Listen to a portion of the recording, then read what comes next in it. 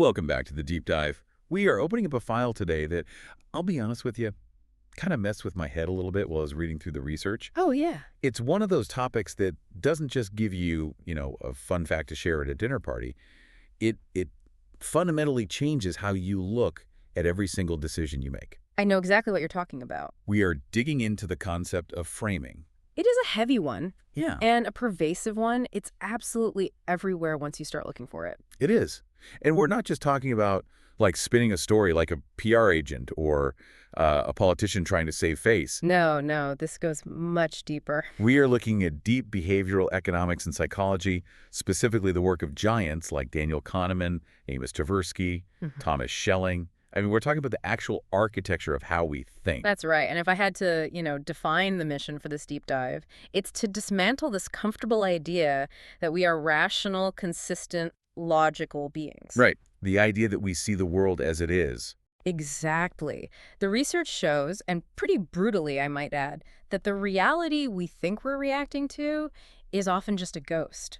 We aren't reacting to the world, we are reacting to the description of the world. Which is a terrifying distinction when you really let it sink in. It is. To kick this off, I want to take us back to a very specific, very visceral moment in sports history. I want you to close your eyes and picture July 9th, 2006, Okay.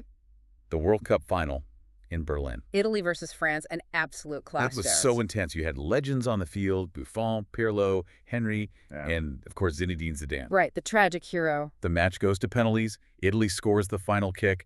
Fabio Grosso runs screaming, and Italy lifts the trophy. Now, here's the experiment. Imagine you wake up the next morning and you walk past a newsstand. You see two newspapers. Okay, I'm with you. Headline A says, in big bold letters, Italy won. Headline B, right next to it, says, France lost.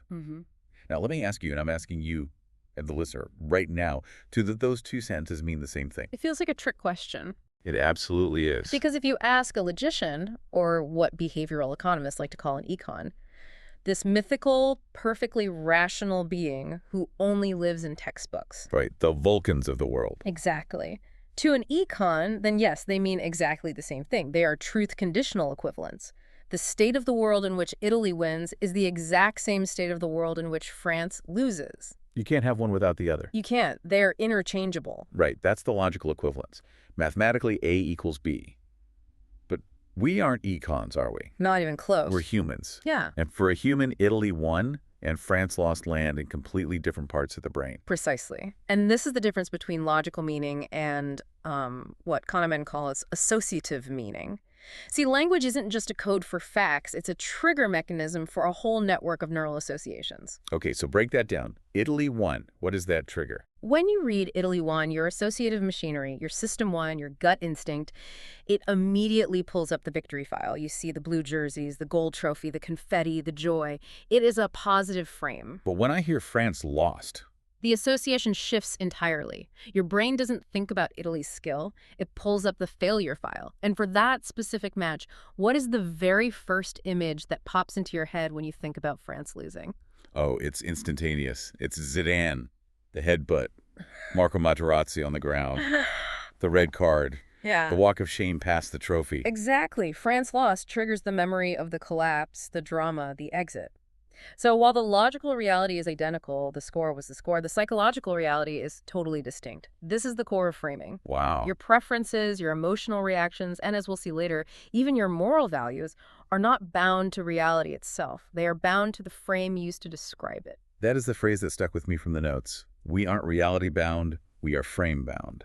It's a humbling realization, isn't it? It really is. It suggests there's this huge gap between the raw data of the world and our perception of it. A gap, or maybe a filter. And that gap is where people can manipulate us, where politicians can steer us, and where we can make massive errors in judgment without even realizing it. And it happens everywhere, from how you spend your money, to how doctors treat cancer, to how governments collect taxes. It is inescapable. Well, let's start with the thing that stresses everyone out the most.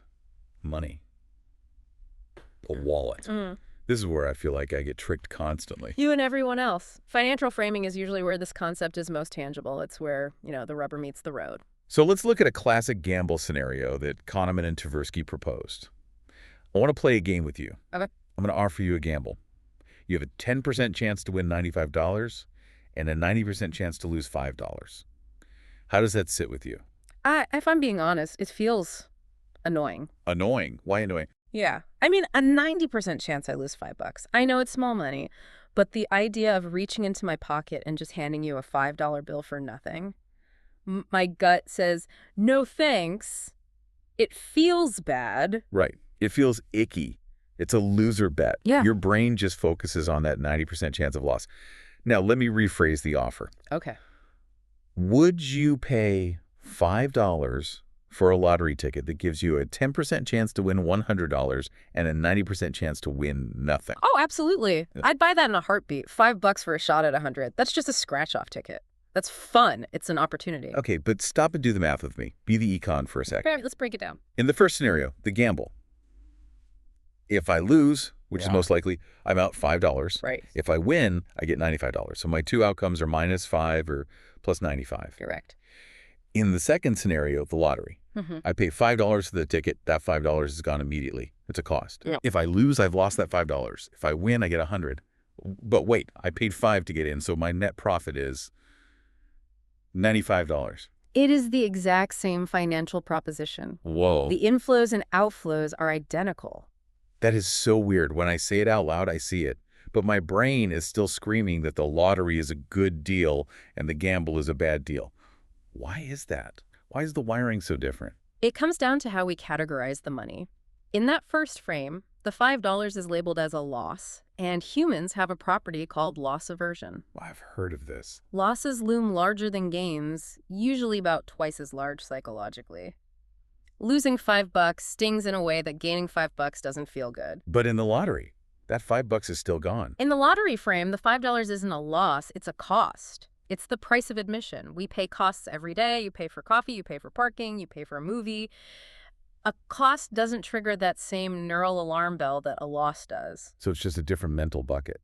We willingly accept costs to get opportunities. So by simply renaming a loss as a cost, you completely bypass the brain's defense mechanism. That is wild. It's just semantic labeling. It's like putting a premium sticker on a jar of regular mayo and charging double. And this isn't just a lab experiment. I mean, this is played out in major legislative battles. There's a famous story about Richard Thaler, the Nobel Prize winner, observing the credit card industry in the 1980s. I love this story. This frames the cash versus credit debate perfectly. Yeah. Set the scene for us. So credit cards are becoming ubiquitous, but they are expensive for merchants. The stores are paying fees to Visa and MasterCard. Naturally, the gas stations wanted to pass that cost on. Sure. They wanted to charge a different price. Higher for credit, lower for cash. Which makes total economic sense. If credit costs you more to process, you should charge more for it. Logic says yes. But the credit card lobby? They were terrified. They knew a thing or two about psychology. They did not want consumers to think that using a card was penalizing them. If you see a sign that says credit card surcharge, 10 cents, what do you feel? I feel ripped off. I feel like I'm being fined for using my card. I'd probably dig for cash just out of spite. Exactly. Surcharge means penalty. Surcharge means loss. The lobby knew that if that word became the standard, people would stop using cards. So they lobbied Congress successfully for a while to make differential pricing illegal. Wow. But when that law expired, they had a backup plan, a fallback position that was pure genius. What was the fallback? They told the merchants, okay, you can have two prices, but you are forbidden from labeling the higher price a surcharge. You must set the credit price as the regular price and label the cash price a discount. That is devious. That's brilliant. It's brilliant. Economically, a surcharge on credit and a discount for cash are identical. If gas is $1 cash and $1.10 credit, the gap is 10 cents. The math is the same. But psychologically? Psychologically, humans love discounts. If I pay with credit and miss the discount, well, that's just a missed opportunity. It's not a loss. I don't feel punished. I just feel like I didn't get the bonus. So the credit card companies knew that if people saw surcharge, they'd revolt. But if they saw a cash discount, they'd just shrug and swipe the card because they're too lazy to walk inside and pay cash. Precisely. They banked on the fact that the American consumer is frame-bound, and they made billions off that insight. This brings me to a question I have about what's actually happening upstairs, in the gray matter. Because when you describe this, it feels like a war inside my head. Like my logical brain is fighting my lizard brain. It is. Is there any hard science like neuroscience that actually shows this happening? Can you see it? There is, and it's some of the most compelling evidence we have. There was a study done at University College London, the UCL study, that combined these framing tasks with fMRI brain scans. Oh, cool. They didn't just ask people questions, they literally watched the blood flow in their brains while they made these choices. Okay, paint the picture for us. What was the experiment? They gave subjects a starting amount of money, let's say 50 pounds. Then they had to make a choice on a screen. In the first frame, they were told they could keep 20 pounds, for sure, Okay. or they could gamble with a wheel of chance to maybe keep all 50 pounds or lose it all. Keep 20 pounds. That sounds safe. Yeah. Secure. I like that. I'd probably take it. Right. Now, in the second frame, the setup was mathematically identical. They started with 50 pounds, but they were told they would lose 30 pounds for sure, or they could gamble. Wait, let me do the math again. Starting with 50 pounds. If I lose 30, I'm left with 20. So keep 20 pounds and lose 30 pounds are the exact same result. Identical states of the world. But the subjects did not treat them that way at all. What happened? When the sure thing was framed as keep, they were risk averse. They took the sure thing. They wanted to secure the gain. Right. When it was framed as lose, they became risk-seeking, they gambled, they were desperate to avoid the sure loss. So keep triggers safety, lose triggers panic. What did the brain scans show during this split? This is the aha moment. When subjects followed the frame, meaning they acted emotionally, choosing safety in the keep frame or gambling in the lose frame, their amygdala lit up like a Christmas tree. The amygdala, that's the primitive part, right? Fear, Yeah. fight or flight, that kind of stuff. Exactly. It's the seat of emotional arousal. It suggests that the words themselves, keep versus lose, triggered an immediate visceral reaction before the logical brain could even get out of bed. The emotion leaked into the decision. That's the perfect way to put it. But here's where it gets really interesting. Did anyone resist it? Were there any Spocks in the MRI machine who saw through the trick? There were. The researchers created a rationality index to track who was consistent regardless of the frame. And this is where the findings get really profound. You might assume that these rational people, these econs, just had no emotional reaction, that their amygdala stayed dark. Yeah, like they were robots. Just cold calculation. But that's not what happened. Their amygdalas fired just as much as everyone else's. They felt the fear. They felt the pull of the frame. So they felt it, but they didn't act on it. How did they make the rational choice? The scans showed enhanced activity in the frontal area of the brain, the prefrontal cortex. The executive function part. Exactly. This is the area implicated in executive control, in combining emotion and reasoning. So being rational wasn't about not feeling the emotion, it was about detecting the emotion and bringing in the logical brain to override it. That is such a crucial distinction. We tend to think of smart decisions as being devoid of emotion, but you're saying smart decisions are actually about emotional regulation. That's it. It's hearing the lizard brain scream loss and having the executive brain say, quiet down, it's the same amount of money. Exactly. Rationality is a struggle. It's an active process of inhibition. And there was another group, the ones who tried to resist the frame but failed. When they went against their gut-like choosing the sure thing, even when it said lose, their anterior cingulate lit up. What does that part do? That's the part associated with conflict and self-control. You can almost see the brain arguing with itself on the scan. I want to gamble because it says lose. No, take the sure thing. It's a literal neural battle. It's amazing that we can see the physical footprint of framing in the brain. It's not just a mindset, it's biology. It is biology, and that is why it is so hard to overcome. So we've established that our brains are incredibly susceptible to these verbal triggers when it comes to money. And maybe it's okay if I lose $5 or pay a credit surcharge because I'm frame bound. But what about when the stakes are higher? Right. What about when we leave the casino and enter the hospital? This is where the illusion of expertise starts to crumble. We tend to think that professionals, doctors, judges, policymakers are trained to look past the frame. We hope that medical school beats the human out of them and turns them into econs. I would certainly hope so. I mean, if I'm on the operating table, I don't want my surgeon's amygdala running the show. I want cold, hard data analysis. Well, prepare to be disappointed. Amos Tversky and his colleagues did a landmark study at Harvard Medical School. They presented experienced physicians with statistics about 2 treatments for lung cancer, surgery and radiation. Okay, what's the trade-off between them? Generally, surgery has better long-term outcomes. You live longer if it works. But it's riskier in the short term. It's invasive. There is a chance you die on the table. I see. Radiation is safer now, but less effective later. So it's a classic risk calculation, immediate risk versus future gain. Right, so half the doctors got the survival frame. They were told about the surgery outcomes like this. The 1-month survival rate is 90%. 90% survival. That sounds pretty good. 9 out of 10 chance I make it. Where do I sign? In that frame, 84% of the doctors chose surgery. They saw the 90% and the word survival, and they recommended the procedure. Yeah, that seems reasonable. What about the other half? The other half got the mortality frame. They were given the exact same statistic, but phrased as, there is a 10% mortality rate in the first month. Oof, 10% mortality. That hits differently. 1 in 10 people die immediately. That sounds scary. Logically, 90% survival and 10% mortality are identical. It is the same pie chart. But when presented with the mortality frame, only 50% of the doctors chose surgery. Whoa, that is a massive drop, from 84% to 50%. A huge drop. Almost half the doctors changed their minds just because of the word mortality. And these are experts. These are people who read medical journals for a living, who deal with this stuff every day. The study concluded that medical training offers effectively no defense against the power of framing. System 1 hears mortality and screams bad, avoid. And survival is good. Proceed. Exactly. The logical equivalence is transparent to anyone who stops to think for a second, but the emotional tag is so sticky that they don't stop, they just react. That is terrifying.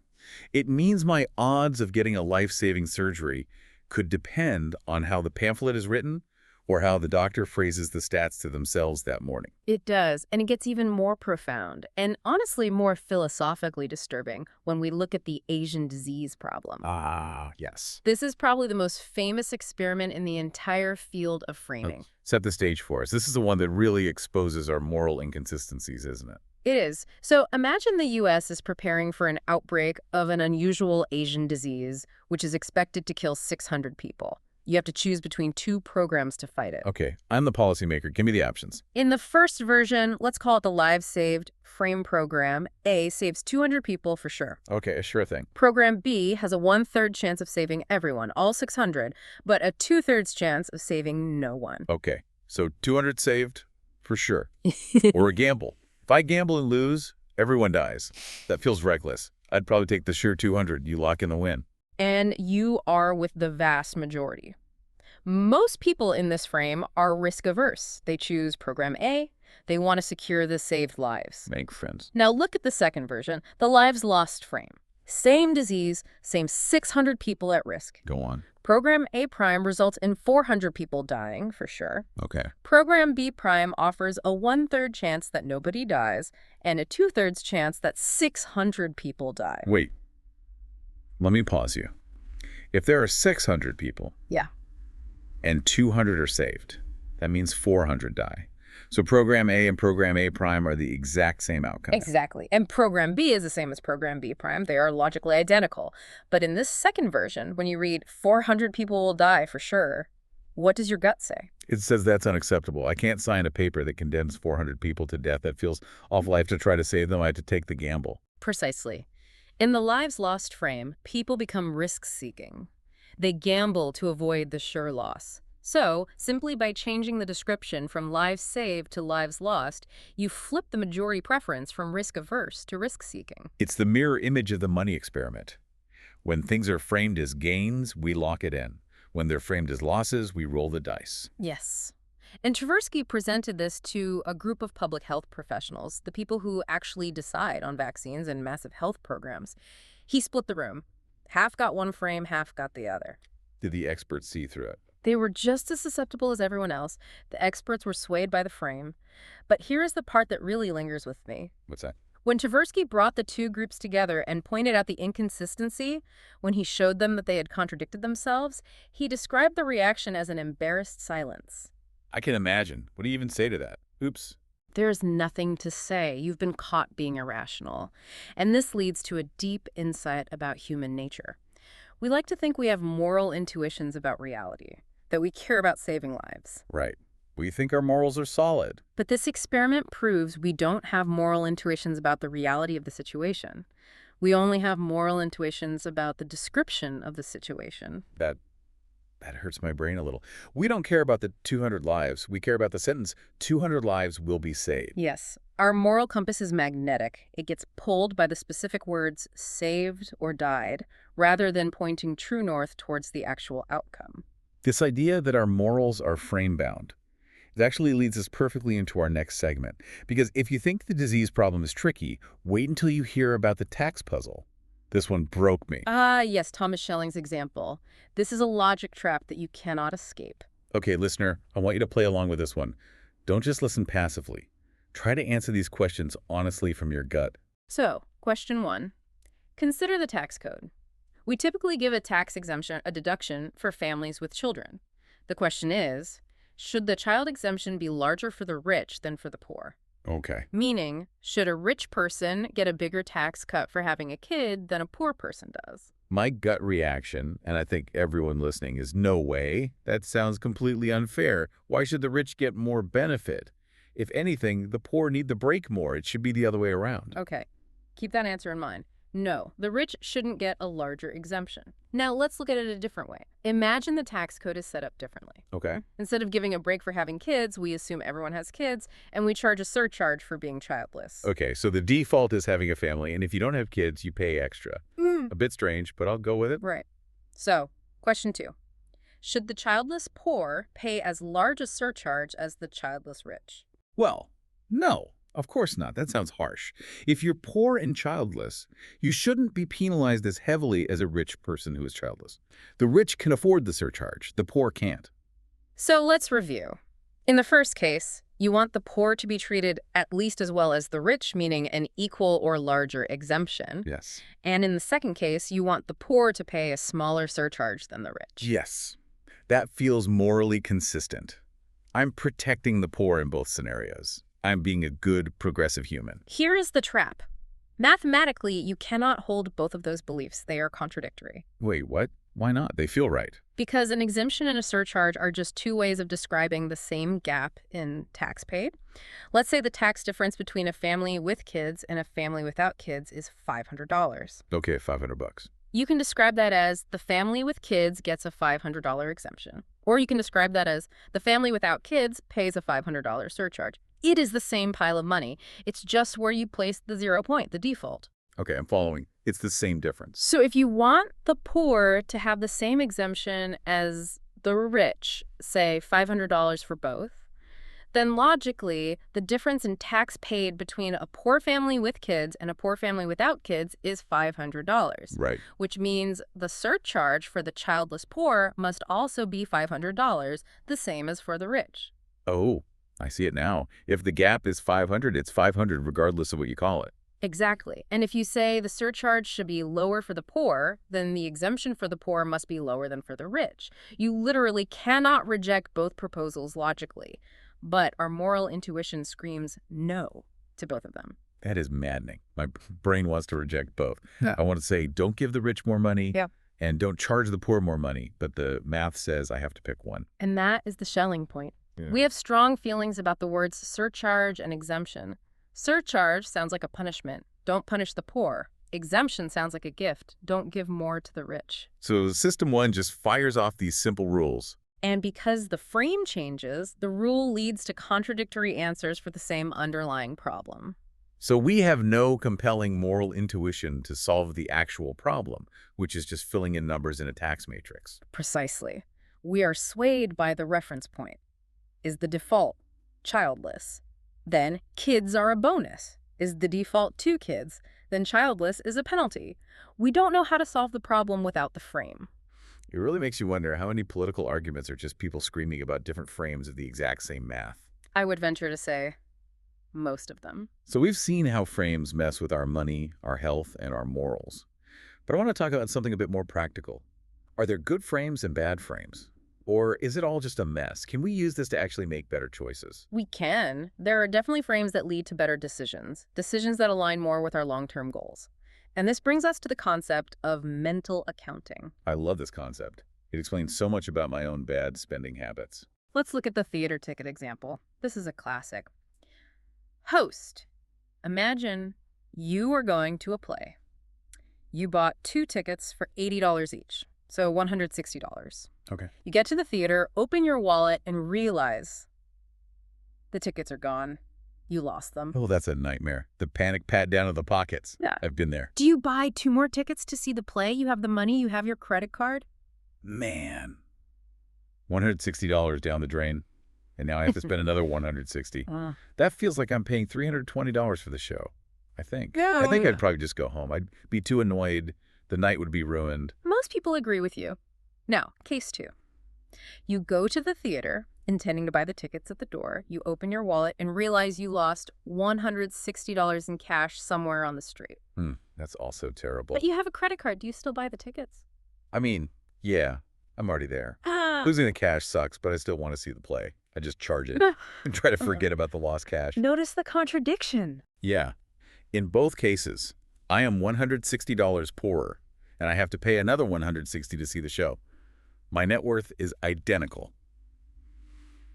But in the first one, I go home. In the second one, I stay. Why? This is mental accounting. In the first case, you have opened a theater account in your head. You charged $160 to it. If you buy more tickets, the cost of that account doubles to $320. That feels excessive. But in the second case, the cash loss. In the second case, the lost cash is charged to general revenue or bad luck. It's not attached to the play, so when you look at the tickets, they still only cost $80 each. The mental account for the theater is fresh and clean. So the good frame here is the one that helps you ignore the sunk cost. Exactly. The rational decision is, I am here, I want to see the play, and I can afford it. The past loss is irrelevant. The cash loss frame helps you see that reality. The ticket loss frame obscures it. I'm going to use that. Charge it to general revenue. Yeah. That's going to be my new mantra when I do something stupid. It is a very healthy psychological trick. Speaking of math that tricks us, we have to talk about the MPG illusion. This one actually blew my mind because I consider myself pretty good at basic math, but this shows how bad we are at nonlinear relationships. This is a place where even mathematically literate people get tripped up by the frame. It involves 2 drivers, Adam and Beth. Okay, let's track this. Adam drives a gas guzzler, a big old truck. He gets 12 mpg. Terrible. He switches to a slightly better car that gets 14 mpg. So a 2 mpg increase. Not very sexy. Right, small bump. Now Beth. She is already efficient. She drives a car getting 30 mpg. She switches to a super efficient hybrid getting 40 mpg. A 10 mpg increase. That sounds huge. So the question is, assuming they both drive the same distance, say 10,000 miles a year, who saves more gas? And what does your intuition say? Intuition screams Beth. She improved by 10 mpg. Adam only improved by 2. She improved by, 33%? He improved by like 16%.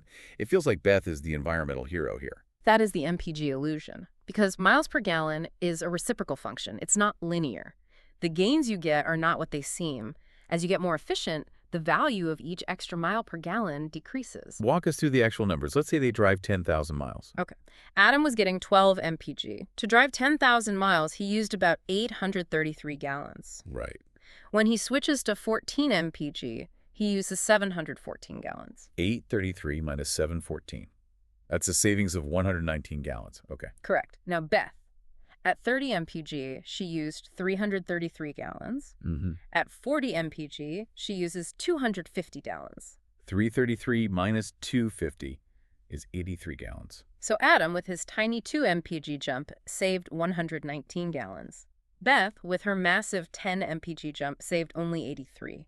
Adam saved significantly more gas. That is completely counterintuitive. I'm looking at the numbers and I still don't want to believe it. My brain is fighting it. It is because we frame efficiency as miles per gallon. We should be framing it as gallons per mile or GPM. If you looked at GPM, you would see that the jump from 12 to 14 is a huge reduction in gallons needed. It's low-hanging fruit. Whereas the jump from 30 to 40 is just shaving off a thin slice from an already small number. Exactly. And this matters for policy, right? Because if I'm the government and I have a limited budget to subsidize car swaps, my intuition would be to help Beth. Wait, reward the efficient people. But the math says I should be paying the Adams of the world to swap their clunkers. Precisely. If you want to save the planet, get the 12 mpg guy into a 14 mpg car. That does more than getting the 30 mpg guy into a 40 mpg car. But our intuition, the MPG frame, tells us the opposite. And for a long time, policy didn't reflect that. But there is a happy ending here. This was fixed. A rare win for psychology and government. Paz Sunstein and Richard Thaler, who worked in the Obama administration, actually pushed for this. Now, new car stickers in the U.S. include gallons per 100 miles or similar metrics. So they're giving you the better frame. It's small print, but it's there. A victory for System 2. We take what we can get. Absolutely. Okay, we've arrived at our final segment, and this is arguably the most impactful one. We've talked about individual choices, but what happens when framing affects entire nations? I'm talking about organ donation. This is the ultimate example of how laziness or cognitive ease shapes society. So the data here is from 2003, looking at European countries, and the differences are staggering. They're not small. Truly, you have countries like Austria with an organ donation rate of nearly 100%. And then you have Germany, culturally very similar, a neighbor to Austria, with a rate of 12%. 100% versus 12%. That's not a margin of error. That's a different universe. Then you look at Sweden with 86% versus Denmark with just 4%. Again, huge disparity.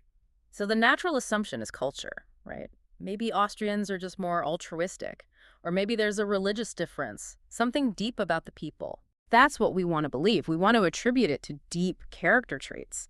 But it turns out the secret isn't in the people. It's in the form they fill out at the DMV. The form. It comes down to a piece of paper. The form. In the high donation countries like Austria, the form is opt-out. It says, essentially, you are a donor. Check this box if you do not want to be a donor. And in the low donation countries like Germany and Denmark. It's opt-in. Check this box if you want to be a donor. And because people are lazy, they don't check the box. Whichever box requires an action, it doesn't get checked. it's almost insulting to our intelligence.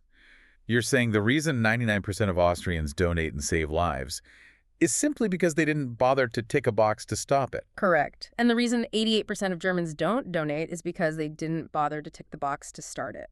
It's not a deep moral choice. It's not about their character. It's just the default. It's the default option. This isn't the emotional framing of keep versus lose like we saw earlier. This is about effort. It's cognitive ease. Checking a box requires a tiny bit of decision-making energy. And you get to that question on the forum and you think, do I want to donate? What if I'm not dead yet? Ugh, this is complicated. I'll just leave it blank and move on. You know, Kahneman made a joke that if the form required you to solve a math problem, like what is 13 times 37, to opt in or out, the rates would be even crazier. Oh, absolutely. The harder you make the deviation from the default, the more people stick to the default. But this raises a huge ethical question. If the difference between 4% donation and nearly 100% donation is just the layout of a piece of paper, shouldn't we always use the opt-out frame? I mean, lives are on the line. That is the argument of the nudge philosophy. If we, as a society, agree that organ donation is a societal good, then the government has a responsibility to frame the choice in a way that maximizes that good, knowing that people are lazy. But it also feels a bit like manipulation. You're tricking people into being good citizens because they can't be bothered. It is manipulation, but the counter-argument is there is no neutral frame. You have to design the form some way. You either make the default yes or you make the default no. You cannot avoid framing. So why not choose the frame that saves thousands of lives? That defeats the rational agent theory once and for all. A rational agent would check the box based on their deep moral beliefs about bodily autonomy. Right. A human just skips the box because they want to finish the paperwork and get their license. Exactly. A form layout shouldn't determine the fate of thousands of patients waiting for organs. But it does. And ignoring that reality because we prefer to pretend people are rational, that is negligent. Wow. Okay, we have covered a massive amount of territory today. From the World Cup to the operating room, from gas stations to the DMV. It's been a journey into the weeds of the human mind. So let's try to wrap this up. What does this all mean for us, the listeners, in our daily lives? I think the biggest takeaway is humility. We need to abandon the idea that we are these objective observers of reality. We are co-creators of our reality, effectively. We build our preferences based on how information is served to us. And if we know that, we can arm ourselves, right? We can try to be more like that rationality index group in the brain scan. We can try to notice the frame. To an extent. We can learn to spot it. It's a skill you can develop. Like the tips we found in the text, charge the loss to general revenue. That's a practical way to reframe a sunk cost so you don't make a bad decision. Or reframe the problem by changing the reference point. If you're looking at a price surcharge, ask yourself how it would look as a discount. If you're looking at 90% survival, force yourself to say 10% mortality. And if your feelings change when you flip the words. Then you know your decision wasn't based on the facts, it was based on the frame. That's the litmus test. You've caught your own system one in the act. I want to leave everyone with a final thought, something to really chew on later tonight. We talked about how our preferences shift so easily. Right. From risk-averse to risk-seeking in an instant. So if my preference for a surgery or a gamble or a tax policy can completely reverse just because you swapped a synonym, do I actually have stable preferences? Or is my personality just a reflection of the last sentence I heard? That is the question, isn't it? How much of what you stand for is real and how much is just the frame? A terrifying thought to end on. Thank you for guiding us through this hall of mirrors. My pleasure. Just remember to check the default settings on your way out. Will do.